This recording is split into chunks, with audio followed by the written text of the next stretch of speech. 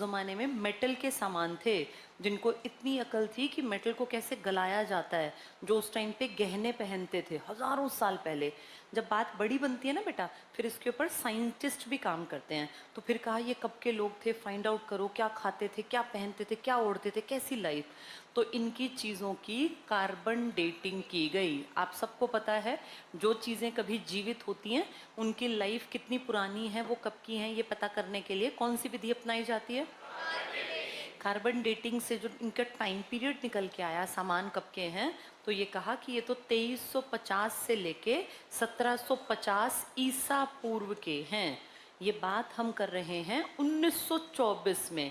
अगर हम इन दोनों के बीच में ज़ीरो मान लें तो ज़ीरो से इतने साल पुरानी बात, और ज़ीरो के बाद कितने साल बीत चुके? 1924, लगभग 2000। यानी 2000 साल तो बाद के बीत गए और लगभग 2000 साल पुराने।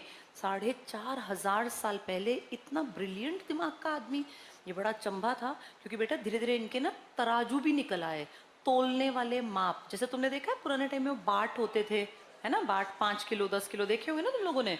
अब तो ये इलेक्ट्रॉनिक आ गए, पहले वो बाट होते थे भारी भारी से, तराजू। तो ये देखा, इनको तो बहुत अकल थी, ये तो तराजू भी रखते थे। तराजू का संबंध होता है व्यापार से। तो फिर पूरे वर्ल्ड के सामने अंग्रेज़ों को एक्सेप्ट करना पड़ा कि इंडिया के आसपास बहुत इंटेलिजेंट लोग थे, जो बहुत ज़्यादा एडवांस थे, इंटरनेशनल ट्रेड करते थे। उनके बेटा शिप्स मिली, उस टाइम पे जल प्रबंधन की अकल थी। हमने उस टाइम पे नहरें बना रखी थी, हमने तालाब बना रखे थे सिंचाई की व्यवस्था के लिए। तो पूरे वर्ल्ड के सामने निकल के आया कि एक एडवांस्ड लेवल के लोग रहा करते थे इंडिया में। ये बात अंग्रेज़ों को थोड़ी शर्म तो आई होगी बताने में, क्योंकि वो तो हमेशा क्या पोर्ट्रे करते थे कि इंडियंस जाहिल हैं, गवार हैं, इन्हें न खाने की अकल न पहनने ओढ़ने की। इनके पता करने के बाद पता चला कि ये तो इंटरनेशनल ट्रेड करते थे।